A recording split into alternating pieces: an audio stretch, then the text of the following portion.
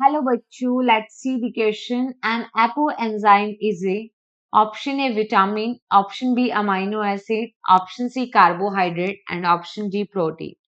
So firstly, see the key concept for this question, and here we are going to discuss about that. What is apoenzyme? तो देखो apoenzyme क्या होता है? So apoenzyme is the protein part of an enzyme. Apo enzyme जिसको simple enzyme कहते हैं और ये एंजाइम का प्रोटीन पार्ट होता है, protein part of an enzyme.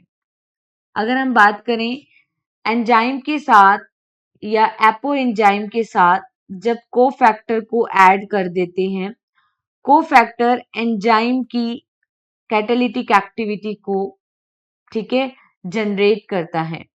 Apo enzyme और कोफैक्टर, कोफैक्टर जो कि नॉन प्रोटीन पार्ट होता है एंजाइम का, और एपो एंजाइम जो कि प्रोटीन पार्ट होता है एंजाइम का। Apoenzyme and cofactor together known as the holoenzyme, इसको क्या कहते हैं? Holo enzyme.